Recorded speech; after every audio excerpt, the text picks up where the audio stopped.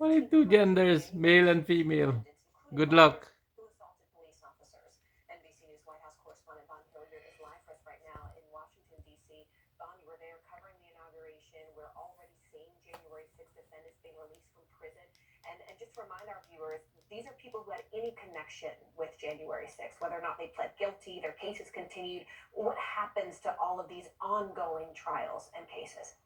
Right. The scope of the pardons and commutations was remarkable, and there were hundreds of pending investigations, but also cases, trials, and indictments that were slated to be moving forward. But the now President Trump ordered his Department of Justice to drop each of those cases and those investigations after he ordered more than 1,500 pardons for those who had already either been found guilty by a jury or pleaded guilty to charges, and then 14 commutations of leaders Pardon from 1,500 the people Proud on Boys January and the Oath 6th. Keepers for The ones that seditious injured those conspiracy police charges. officers. So over the coming days, Even we will those see were pardoned. the individuals that were still incarcerated be ultimately released from prison, and that includes more than 175 who were found guilty for assault of police officers. Take a listen to the president in the Oval Office last night.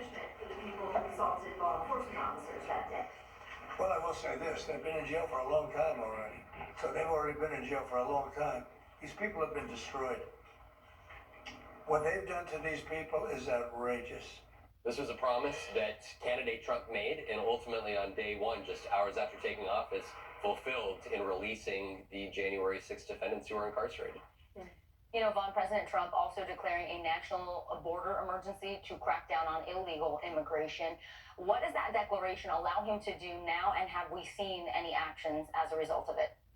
Right, this Rolls allows back him to send birthright National Guard citizenship. members, but also the military, down to the southern border to help logistically with local law enforcement and Look border at that. control.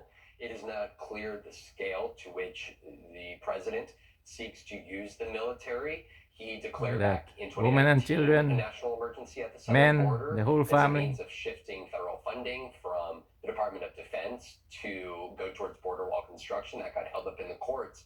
So it is to be seen still the extent to which the president seeks to use this national emergency declaration to use the military in a significant way on the border. All right, Von Hill, you're there in D.C. Von, thank you so much. We appreciate it. Let's bring in NBC News legal analyst Danny Savalos now. So, Danny, let's talk about this birthright citizenship. This is a constitutional right. What power does President Trump have to end it? Well, that's the thing. I don't think they view it as ending a constitutional right. Instead, they're saying, all you folks who say it's a constitutional right, you've been doing it wrong for hundreds of years. What they're saying is that the language of the 14th Amendment says anyone born here or naturalized and subject to the jurisdiction. That's the magic language. They say subject to the jurisdiction means essentially, are you a citizen of another state?